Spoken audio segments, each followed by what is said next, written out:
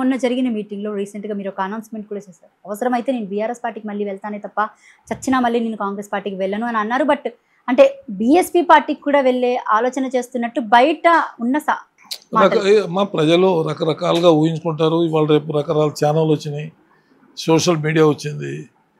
ఎవడ తలకాయలో పురుగు తిరిగితే ఆడ ఇష్టం వచ్చినట్టు దాంట్లో పెడతాడు. ఆ పురుగు తిరిగినప్పుడు నేను దానికి బాధ్యుడిని కాదు కదా. నేను బీఆర్ఎస్లో పోతా అనలేదు, బీఎస్పీలో పోతా అనలేదు. నేను కాంగ్రెస్ పార్టీకి నాకు సంబంధం, మీలాంటి విలేకరులు అడిగినప్పుడు చెప్పాను, మీకు కాంగ్రెస్ పార్టీకి సంబంధం ఏంటంటే నాకు సంబంధం లేదు. ఇప్పుడు నేను సైలెన్స్ అయిపోయి దాదాపు 9 నెలల నుంచి నేను ఆ పార్టీకి వెళ్ళలేదు, నాకు సంబంధం లేదని చెప్పాను. నేను బీఆర్ఎస్ పార్టీలోకి వెళ్తానని చెప్పలేదు. నేను ఇండిపెండెంట్గా స్వతంత్ర అభ్యర్థిగా పోటీ చేస్తానని చెప్పాను. గతంలో నేను రెండు సార్లు నేను పోటీ చేసిన వ్యక్తిని. నాకు ప్రజల ఆశీర్వాదం ఉంది, నేను ప్రజలకు సేవ చేసి ఉన్నా నేను. కాబట్టి నేను భయపడకుండా నేను చెప్పాను. నేను 3 సంవత్సరాల కాలం ఉంది, వేచి చూద్దాం, తొందర లేదు. అయినా కూడా మేము సమయం వచ్చినప్పుడు మేము ఆలోచిస్తామని చెప్పాము. అంతేగాని బీఎస్పీలో పోతాం, బీఆర్ఎస్లో పోతాం అని చెప్పి మేము ఎక్కడ కూడా అనలేదు. అంటే బేసిక్గా చూసుకుంటే బీఆర్ఎస్ పాలనకి ఇప్పుడున్న కాంగ్రెస్ పాలనకి మీకు ఏమైనా వ్యత్యాసం కనపడుతుంది? అంటే చాలా వ్యత్యాసం ఉంది, చాలా వ్యత్యాసం ఉంది. అది ఎంత వ్యత్యాసం అంటే కేసీఆర్ పరిపాలన ఎక్కడ, ఈ పరిపాలన ఎక్కడ? రేవంత్ రెడ్డి పాలనకి కేసీఆర్ పాలనకి తేడా ఏంటి? మాట మీద నిలబడాలి కదమ్మా. కేసీఆర్ బ్రిడ్జి ఇస్తాడు, 100 కోట్ల బ్రిడ్జి మర్నాడు సంతకం పెట్టి ఇచ్చాడు.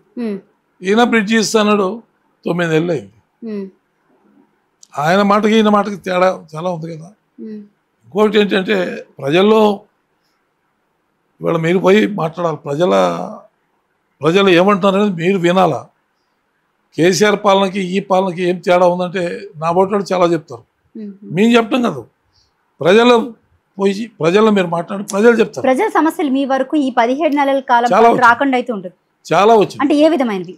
అన్ని ఈ ప్రభుత్వంలో ఉన్నాయి అన్ని. ఇప్పుడు నిన్న వడ్ల కల్లా ఉంది, వడ్ల కల్లాల్లో ఒడ్లు ఈనాడు కూడా ముక్కి మొలకలు అయి ఉన్నాయి, ఏడుస్తున్నారు రైతులందరూ. ఒడ్లు లేపే వ్యవస్థ లేదా? మరి ఆనాడు మేము కేసీఆర్ ప్రభుత్వంలో మేము ఉన్నప్పుడు మేము స్వయంగా కళ్ళాల మీద కూర్చొని లారీని పంపించాం, ఒక్క రైతుకి ఇబ్బంది కాకుండా చేసాం. ఇప్పుడు ఏముంది, ఇలా ఏడుస్తూ ఉన్నారు. ఇప్పుడే నిర్మల్ చూసాం, చెరువులు లాగా ఉన్నాయి, ఒడ్ల కుప్పలన్నీ నీళ్ళ మీద పోతూ ఉన్నాయి. మొలకలు వచ్చి అలో లక్ష్మణ్ ఏడుస్తూ ఉన్నారు జనం.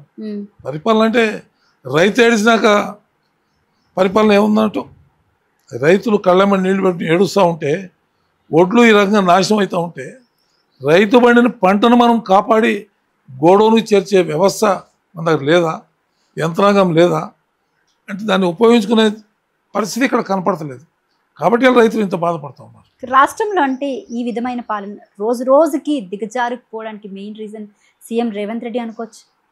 రేవంత్ రెడ్డి గారి మీద కాదు, వారి మీద నేను ఈ అభాండాలే లేని. నేను అడ్మినిస్ట్రేషన్ లోపం ఉంది, అడ్మినిస్ట్రేషన్ ఇంకా వేగం కావాలి. అడ్మినిస్ట్రేషన్ గ్రామ స్థాయికి పోలేదు. రైతులకి వడ్ల కాలాల్లో ఒడ్లు నింపలేదంటే ఎక్కడ తప్పు ఉంది మీకు అర్థమవుతుందా? వ్యవస్థలో తప్పు ఉంది.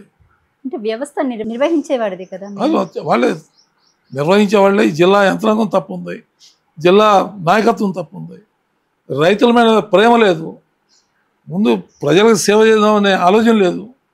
ఏ సమస్య ఉంది, ప్రజలకు ఏ రకంగా మనం మేలు చేయాలనే ఆలోచన లేదు. అందువల్ల ఈ సమస్యలు ఉత్పన్నం అవుతుంది. కాంగ్రెస్ పార్టీలో అంతర్గత కుమ్ములాట అనేది నిజమే అంటారా? ఏ వద్దమ్మా, ఇక ఆ పార్టీ గురించి మనం పట్టించుకోవద్దు. ఆ పార్టీకి నాకు ఇష్టం లేదు, ఇంట్రెస్ట్ లేదు. నేను వదిలిపెట్టి బయటకు వచ్చినాక ఆ పార్టీ అంతర్గతం అన్ని మాట్లాడితే నాకు అంత వాటి మీద అంత ఇంట్రెస్ట్ లేదు, నేను మాట్లాడే వాటి గురించి. అంటే బేసిక్గా ఇది రిమోట్ ఏరియా కాబట్టి ఈ రిమోట్ ఏరియాకి మీరు ప్రాతినిధ్యం వహిస్తున్నారు కదా. సో అంటే ఇక్కడున్న పరిస్థితులు, ప్రభుత్వంపై ఇక్కడ ఉన్నటువంటి రైతులు ఏమంటున్నారు? ఇలా పోడు భూములు రైతులు ఏడుస్తూ ఉన్నారు. ఫారెస్ట్ అధికారుల దౌర్జన్యం ఎక్కువైపోయింది. ఫారెస్ట్ అధికారులు గతంలో అయితే భూములు దున్నుకున్నారో ఆ భూములు దున్నకుండా ఇప్పుడు అడ్డుపడుతూ ఉన్నారు. అడ్డుపడినప్పుడు రైతులకు ఇబ్బంది కలిగించే కార్యక్రమే కదా. దాన్ని కంట్రోల్ చేసి ఎవరు కంట్రోల్ చేయాలి? జిల్లా మంత్రి కంట్రోల్ చేయాలి. దాన్ని జిల్లా అధికారులకు సమన్వయం ఉండాలి. జిల్లా ఫారెస్ట్ అధికారులతో సమన్వయపరిచి వాళ్ళ జోలికి పోవద్దని చెప్పాలి. చెప్తున్నారు, మొన్న కూడా మంత్రి గారు స్పీచ్లో చెప్తూ ఉన్నారు, ఫారెస్ట్ అధికారులు సమన్వయంతో పనిచేయాలని చెప్పి చెప్తున్నారు. అది చెప్పి వెళ్ళారు. వెళ్ళిన తర్వాత రైతులు మాత్రం కట్టెపేయకొద్దు, దున్నొద్దు, మీరు ట్రాక్టర్లు పెట్టొద్దు అని చెప్పి నానా రకాలుగా హింస పెడతా ఉన్నారు. చాలా గ్రామాల్లో రైతులను పొలాల లోపల పోనీయట్లేదు. ఈరోజు కూడా పొలాలు దున్నే పరిస్థితి లేదు. కాబట్టి దాటి మీద శ్రద్ధ లేదు ఎవరికి, వాటి మీద మాట్లాడరు ఎవరు. అంటే ఇంత ప్రజా వ్యతిరేకత వచ్చింది కదా, మళ్ళీ ఫర్దర్గా ఫ్యూచర్లో అసలు ఈ నియోజకవర్గ ప్రజలు పార్టీని మళ్ళీ నమ్ముతారా, లేకపోతే ఏ పార్టీనమ్మా? కాంగ్రెస్ పార్టీని నమ్ముతారా? మళ్ళీ ఇక్కడ ఉన్నటువంటి present sitting MLA Palavai Harish బాబుని అసలు నమ్ముతారా ప్రజలు? కాలమే నిర్ణయిస్తుంది. అది కాలమే నిర్ణయిస్తుంది. కాంగ్రెస్ పార్టీ ఓటేస్తారా ఆయనకి వేస్తారంటే దాన్ని నేను చెప్పలేను. నేను అది కాలమే నిర్ణయిస్తుంది. ఇంకొద్ది రోజులు వెయిట్ చేద్దాం, ఎందుకంటే సమయం చాలా ఉంది, 3 సంవత్సరాలు ఉంది. కాబట్టి ఇప్పుడు మనం ఏమీ చెప్పలేము. 3 సంవత్సరాల నాటికి ఇదే పరిస్థితి కొనసాగితే 3 సంవత్సరాల నాటికి చాలా ఘోరమైనటువంటి రిజల్ట్స్ వస్తాయి. ఏదైనా పాలనలో సరి చేసుకుని రైతులకు మేలు చేసి రైతులకు ఇబ్బంది కలగకుండా కార్యక్రమాలు చేస్తే ప్రజలు ఆలోచిస్తారు. ఇదే ఇవాళ ఉన్న పరిస్థితి కనుక ముందు కొనసాగితే చాలా దారుణమైన రిజల్ట్స్ వస్తాయి. అంటే మీరు అడిగిన డిమాండ్స్ ఏవైతే ఉన్నాయో కాంగ్రెస్ పార్టీలోకి వెళ్ళినప్పుడు వాటిని అంటే చేస్తామని చెప్పేసి ముందు పార్టీ మీకు హామీ ఇవ్వడం జరిగింది. ట్రూ. దాని తర్వాత అంటే మళ్ళీ ఎప్పుడైనా వీటి గురించి పార్టీలో ప్రస్తావించే ప్రయత్నం చేశారా? అంటే సీఎం రేవంత్ రెడ్డిని కలవడానికి కానీ లేకపోతే ఇక చేసే అమ్మాయి ఇప్పుడు మేము అన్నీ అప్పుడు చేసా ఇప్పుడు చేసా ఇవన్నీ చెప్తే అన్నీ అనవసరమైన విషయాల కిందకు వస్తాయి. చెప్పాం, చాలా చెప్పాం. అంటే ఏం చెప్పారండి? ఇదే అడిగాము, మళ్ళీ ఇదే అడిగాం, మా బ్రిడ్జ్ ఇవ్వండి. అంటే కలవడానికి ప్రయత్నించారా అసలు సీఎం రేవంత్? ఒకసారి కలిసాం, మధ్యలో కలిసి మళ్ళీ అడిగాము. ఇంతవరకు ఏమి మాకు సానుకూలంగా. అంటే 3 నెలల క్రితమే మీరు రాజీనామా చేస్తానని ప్రకటించారు. దాని తర్వాత 3 నెలలు కాదు, ఎమ్మెల్సీ ఎన్నికలప్పుడు చేశాను. నాకు కాంగ్రెస్ పార్టీకి సంబంధం లేదు, నేను పార్టీకి దూరంగా ఉన్నానని చెప్పి నేను 3-4 నెలల క్రితం చెప్పాను. అవును, చెప్పారు. ప్రతి మీటింగ్లో 2-3 మీటింగ్లు ఈ మధ్యన మీటింగ్లో అన్నింటిలో చెప్పాను. కార్యకర్తలందరూ మీటింగ్లు కూడా చెప్పాను. అంటే ఇన్నేళ్ళు లేని ఇప్పుడే సడన్ గా ఎందుకండి? ఇన్నేళ్ళు ఎక్కడమ్మా? నేను పోయింది పార్లమెంట్ ఎన్నికలకి, నేను ఉన్నది 3 నెలలు. ఇన్నేళ్ళు ఎక్కడ ఉంది? 9 నెలలు, సంవత్సరం రోజులు, అంతే కదా.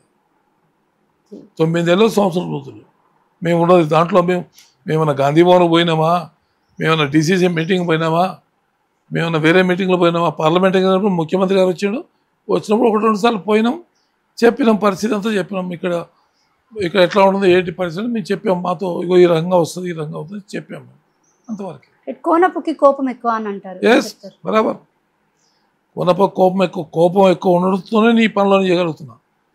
నాకు ఆవేశం ఎక్కువ కాబట్టే ప్రజల సమస్యల మీద తొందరగా స్పందిస్తా. ఆవేశం లేనివాడు, డబ్బుకు ఆశపడేవాడు, స్వార్థం ఉన్నాడు, వాడు తొందరపడేప్పుడు వాడు ఏంటి, ఏం దొరుకుతుందో తిందాం, ఎక్కడ ఏం దొరుకుతుందో పైరు చేసుకుందాం, ఎట్లా చేద్దాం, బతుకుదాం అని చెప్పి చూస్తాడు. కానీ అది అట్లా కాదు. ప్రజలకు సమస్య వచ్చిందంటే అప్పుడు ఫైట్ చేస్తే ఆవేశం ఎక్కువ నాకు. దాంట్లో ఏమైనా ఏమైనా అన్యాయం జరిగితే నేను ఆవేశపడతా, దాంట్లో ఏం ఇబ్బంది లేదు.